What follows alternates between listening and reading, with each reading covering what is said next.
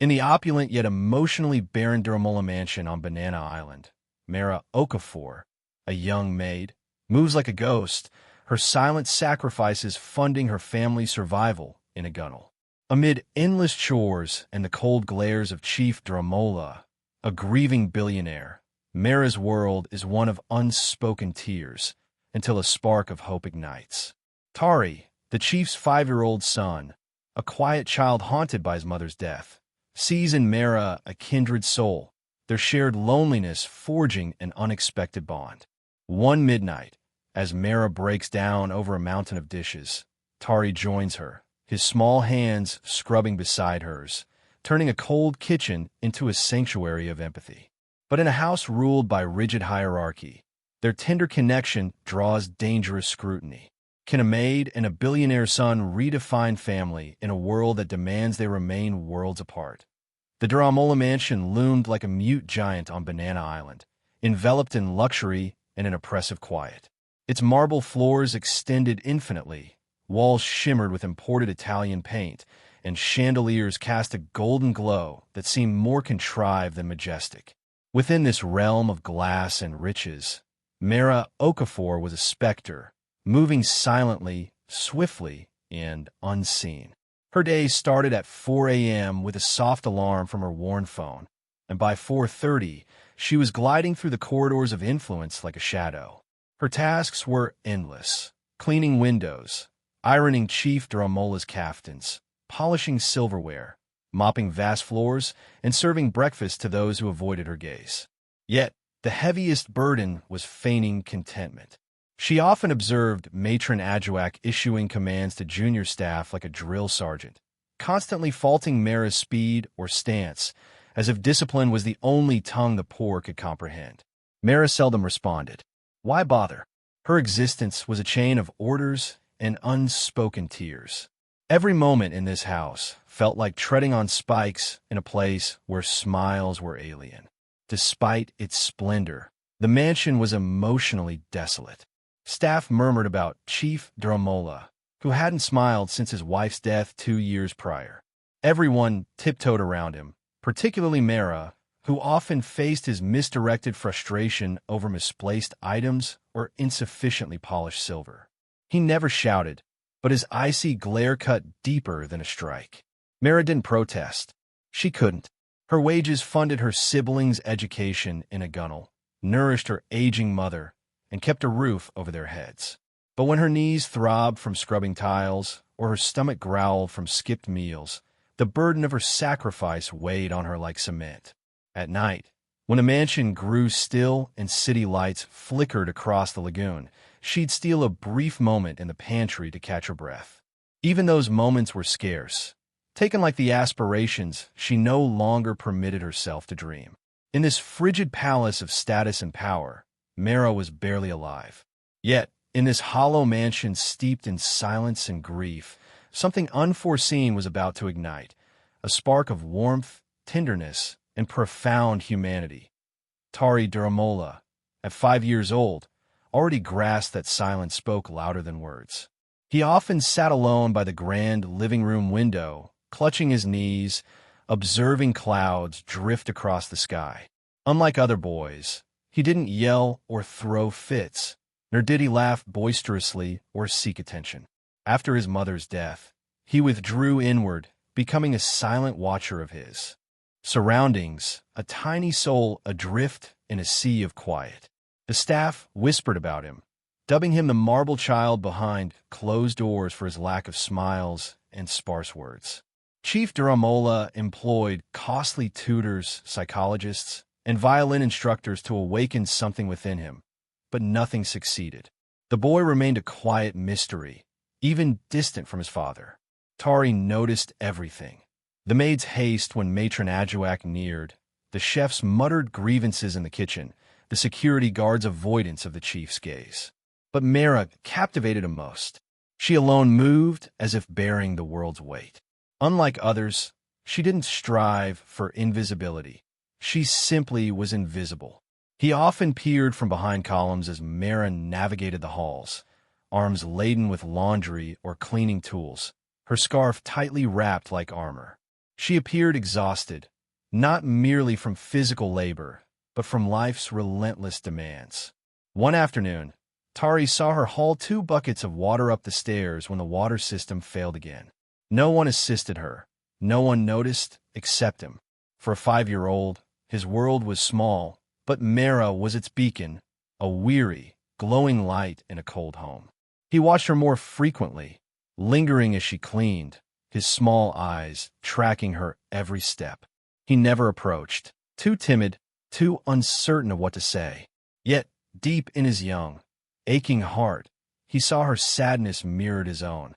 In his innocent mind, he pondered if shared sorrow could make 2 people less lonely. The political dinner succeeded, at least for the elite guests who filled the dining hall with refined laughter and hollow toasts. For Mara, it was a plunge into fatigue. From dawn until midnight, she worked mechanically, ironing napkins, arranging tables, refilling champagne flutes, and fading into the background among Lagos's elite. When the last guest departed and the hall cleared, most staff retired. Not Mara. Matron Adjuak, with her usual spite, handed her a lengthy list of tasks: clearing dishes, scrubbing floors, and reorganizing the pantry. Jobs meant for a team. Alone in the kitchen, Mara faced a heap of soiled plates and lipstick-marked wine glasses. Fluorescent lights hummed above, casting stark shadows on her tired face. Her raw, chapped hands plunged into soapy water, scrubbing frantically, yet the pile seemed unyielding. Near 1 a.m., her knees weakened, her breath caught. She set a glass down carefully, leaned against the sink, and released a quiet, sharp sob, stifled but laden with silent pain. Tears streamed down her cheeks as she clutched the sink's edge, ashamed of crying but unable to stop.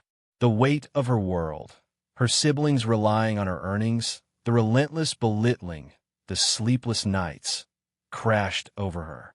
The kitchen, typically alive with clanging pots, became a confessional where she suffered in silence. Mara didn't hear the faint shuffle of approaching feet. She didn't notice the small figure slip in, drawn by the sounds from the mansion's heart.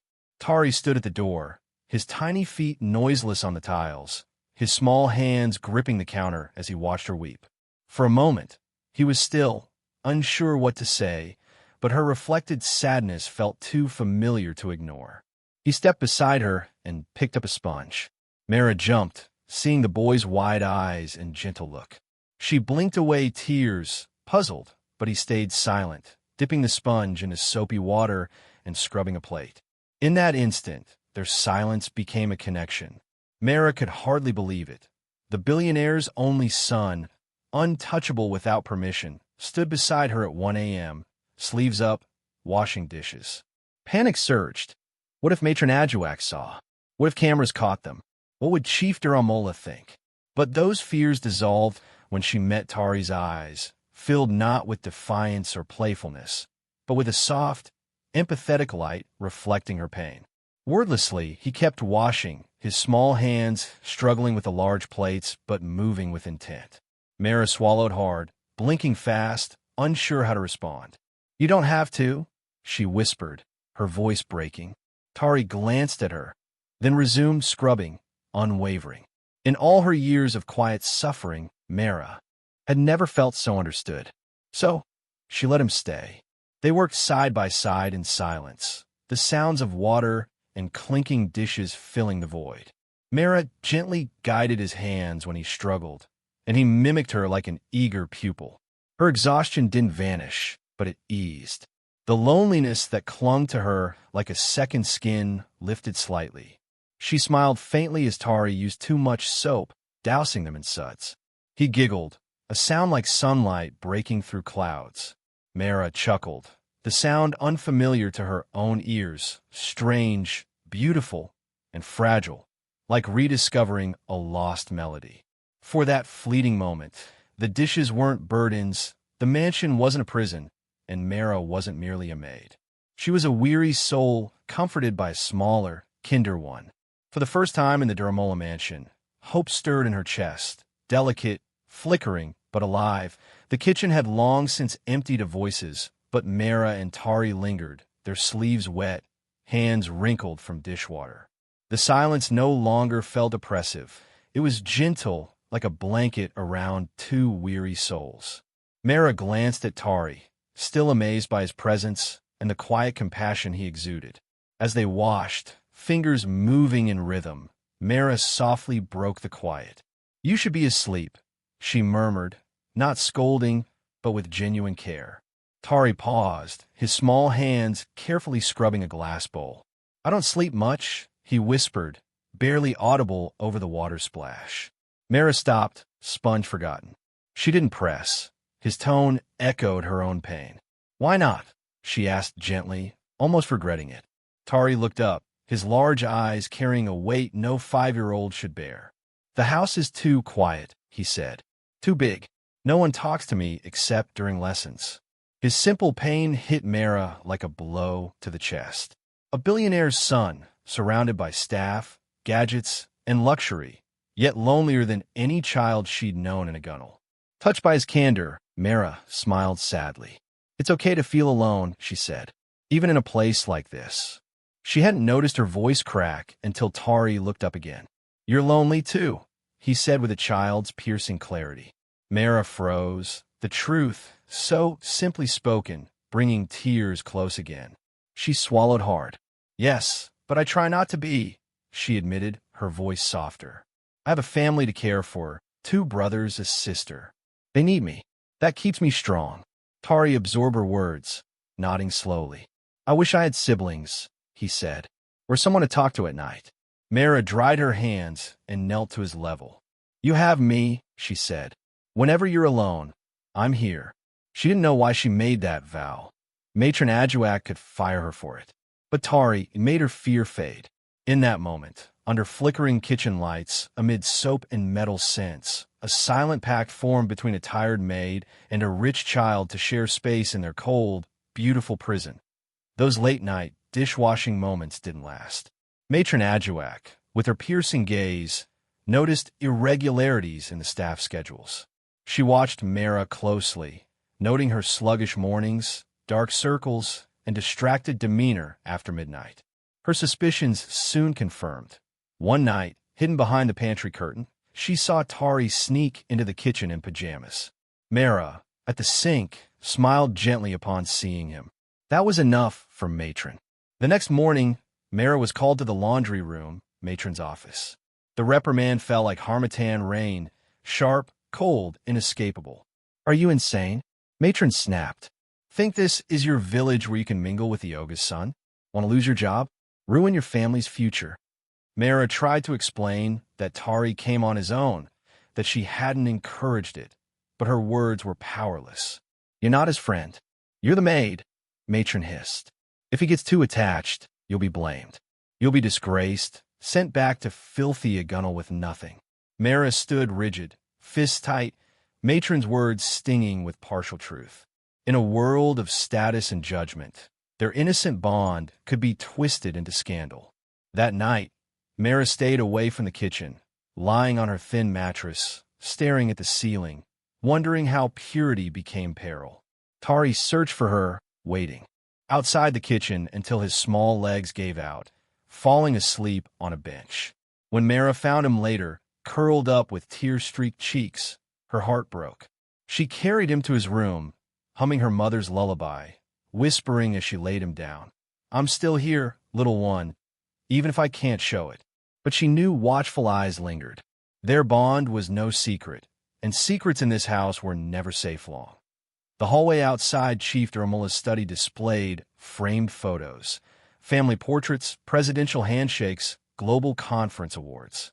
But Mara couldn't ignore the large oil painting of Mrs. O'Malley Dermola, her serene smile, elegant headscarf, and arms around a younger Tari, her eyes seeming to question Mara's presence. One afternoon, Mara stood there with a basket of folded towels when Tari appeared, gazing at his mother's image. "She sang to me," he said, voice wistful for his age. "Held me when I cried, even late." Mara knelt beside him, arms heavy with laundry, silent. Tari continued. "After she died, everything stopped. Daddy stopped smiling. Matron said boys don't cry, but I do inside. Mara touched his hand gently. Your mommy sounds kind, she whispered. She'd be proud. Tari's chin trembled. Would she like you? Mara smiled sadly. I hope so. That evening, Mara risked all, tiptoeing to Tari's room as the house grew quiet, sitting beside him on the carpet. They whispered like old friends, Tari sharing his mother's laughter and Sunday akara, despite Chef's disapproval. Mara spoke of her mother's braids and Agunal folk songs. Their stories wove healing. In that dim room, shadowed by lost women, a maid and a billionaire's son mended their pain into something tender. Not romantic, but life-saving, born of shared grief, listening, and resilience. Under the widow's portrait, they became each other's refuge. The night was heavy with silence, broken only by the grandfather clocks ticking in the main hall. Mara, in the kitchen, moved slowly, thoughts distant. She'd vowed not to speak to Tari, for his sake, fearing Matron Ajuak or Chief Duramola's wrath. But Tari was persistent. She heard his soft steps before seeing him at the entrance, holding a plate. I finished my jollof, he said, as if it justified his presence. Mara's lips twitched with a smile. You shouldn't be here, she whispered, closing the door. If anyone sees, I missed you. He cut in, walking to the sink like it was his place. Don't stop talking to me. Before she could argue, heavy footsteps echoed. The door flew open. Chief Duramola stood there, face cold, eyes flicking between his son and the maid. Mara froze, time splintering around her. His expression was inscrutable. Anger, disbelief, suspicion. Tari stepped forward, unafraid. I came alone, he said. She didn't call me. I wanted to help. Chief Duramola's jaw clenched, temple pulsing. Mara, he said, voice heavy, step outside. Mara obeyed, legs shaking, hands tight. She heard him question Tari behind the door, asking why and what they did. She braced for dismissal, her job, her siblings' future, her life on a knife's edge. The chief emerged, face blank. Go to your quarters, he said coldly. We'll talk tomorrow. Mara walked away, head down, heart racing, certain everything had changed. The morning after Chief Duramola caught them was thick with tension. Mara barely slept, her mind churning with fear and regret. By 8 a.m., she was called to his private study, a place she'd never entered. The air was heavy with authority and disapproval. Chief Duramola sat behind a mahogany desk, expression unreadable, hands folded, speaking in a tone that could break glass. Mara, he started, do you realize the line you've crossed? Her voice trembled as she explained she meant no harm, that Tari came alone, that she didn't overstep intentionally. He cut her off. You should have reported it, he said. You know this house's rules. What's at stake? Mara's chest tightened, her head bowed, his words carving into her like stone. He leaned back. You keep your job for now, but if I hear you've spent personal time with my son again, you're gone. No excuses, no second chances. Mara returned to her quarters, soul bruised. That night, when Tari came to the kitchen, she didn't open the door, hearing his small knocks and whispers, pressing her hand to the wall, weeping silently. It broke her to ignore him, but her family depended on her. The days that followed were the hardest in the mansion. Tari didn't grasp the distance, his scarred heart stung by rejection. He stopped smiling, and tutors noted he stopped speaking in class. Mara watched him from afar, longing to comfort him, but fear held her like a vice. Matron Ajuak, aware of the warning, watched Mara like a hawk. A glance at Tari earned a sharp glare. Every dish scrubbed, every hallway swept felt heavier with sorrow. The house grew colder for both Mara and the boy who once eased her weariness. Though only walls apart, they felt worlds away. Weeks passed, the distance between Mara and Tari feeling like years. The once vibrant kitchen became a gravestone for their bond. Mara tried to focus, rising earlier, working faster, avoiding places they'd shared. But the ache lingered each time she passed his room. One rainy evening, she found a hand-drawn card on her pillow.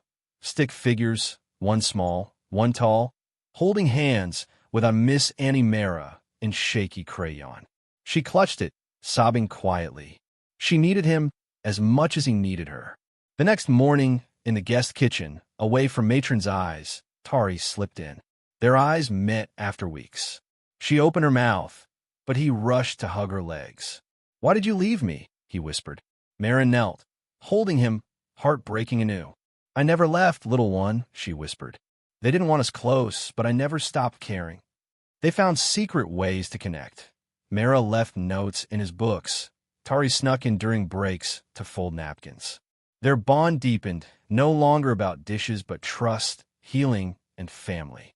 One day, teaching him Igbo greetings, he called her Annie Mara loudly, melting her heart.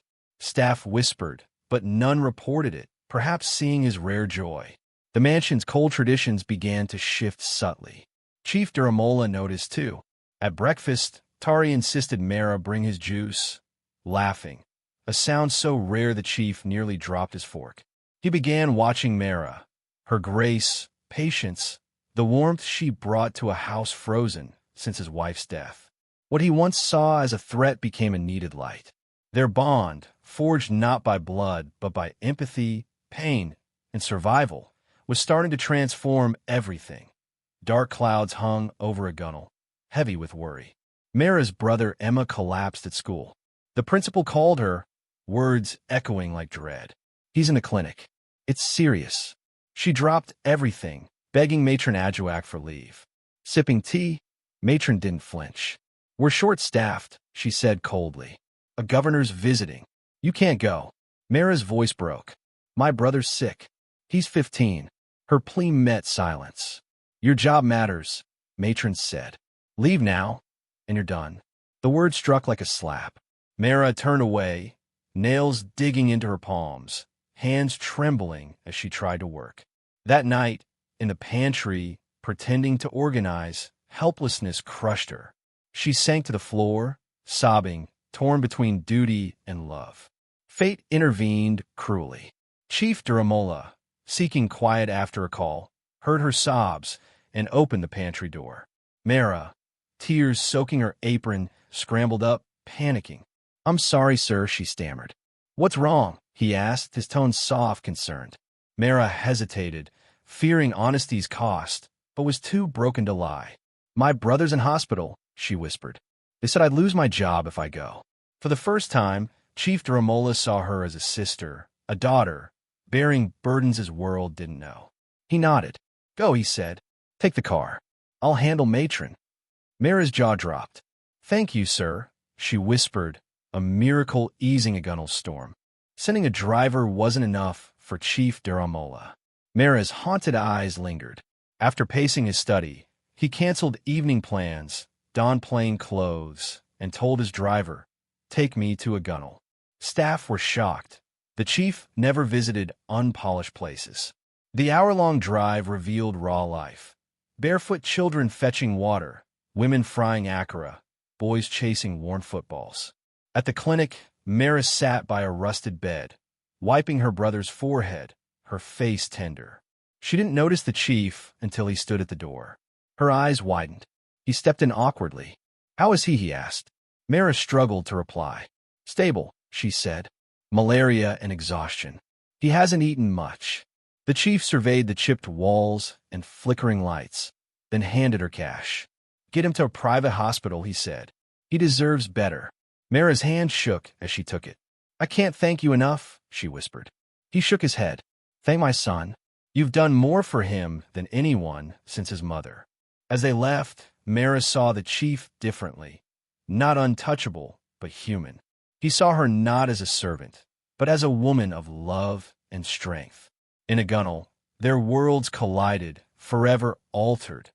Morning light filtered into Tari's room as Mara entered with a tray.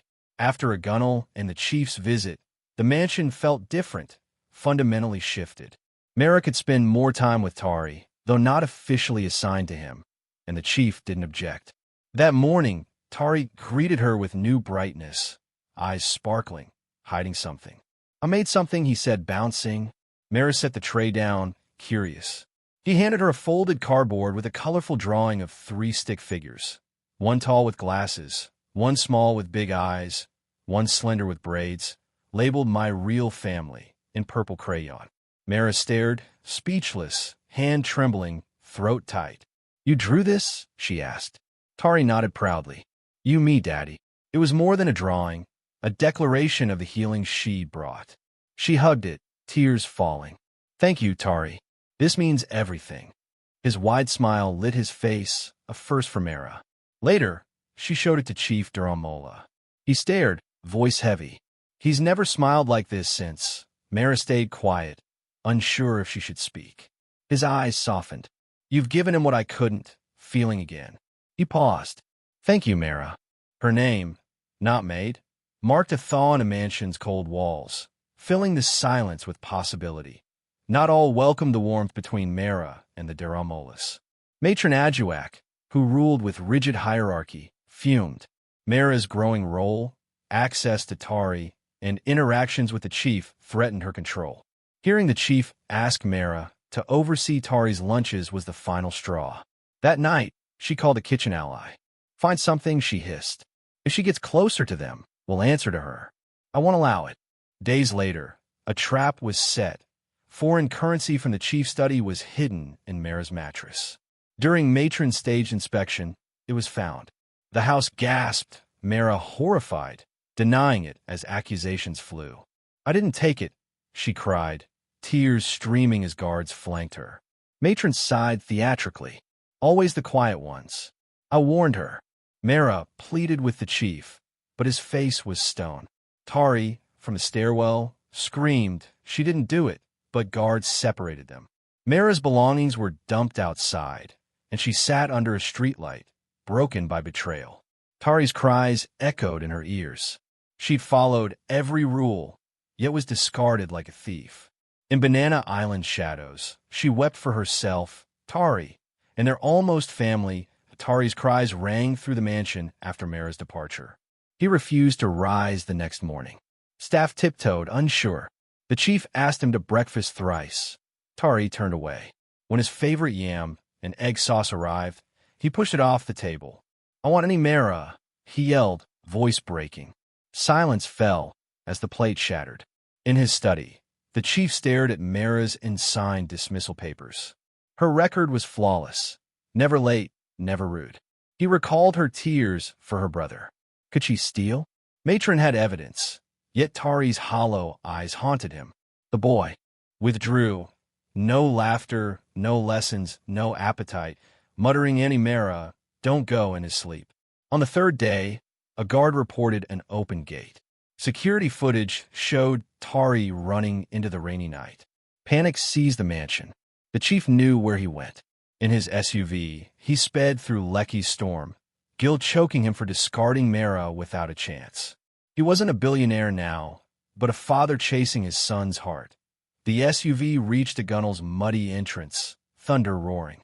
The chief leapt out, loafers sinking, showing Tari's photo to locals. A woman pointed to a rundown compound. The Maid girl's there. She carried a child inside. He ran, ignoring stares, and knocked frantically. Mara opened the door, kneeling, soaked, cradling Tari. Her eyes widened, expecting another blow. The room was bare, leaking, but held love. "I found him in the rain," Mara whispered. "He said he had no one." The chief collapsed on a bench, pride gone. "I was wrong, Mara," he said, voice breaking. "You believe them," she said softly. "You let them discard me." The tech titan nodded, humbled. "I failed him. And you?" Tari stirred. "Daddy, can she come home?" The chief took his son's hand. "Yes, as family, not a maid." Mara gasped, tears falling. "I don't know what to say." He looked at her raw. "Say you'll give us a chance." Under a gunnel's leaking roof, a family began healing through truth, humility, and love born in a soapy kitchen. The SUV returned to the Dramola mansion, but Mara sat in the front, chin up, eyes calm. Tari slept against her, smiling. The chief drove silently, his glances showing guilt, relief, respect. Staff awaited, stunned by Mara's return. Matron Ajuak stepped forward, confused, but the chief's voice cut through. "Mara is reinstated," he said, opening her door. "She reports to me, not you." The power shift was seismic. Mara stepped out, reclaiming her voice. Staff looked away. Some nodded support. Matron, furious, stayed silent. That evening, Mara got a senior staff room with a bath and balcony. Her uniform swapped for encore dresses. The chief checked on her siblings, her comfort. In the kitchen, now a supervisor, the silence softened. Tucking Tari in, he touched her face. "Don't leave again," he said sleepily. Mara kissed his forehead. "I'm where I belong." She believed it.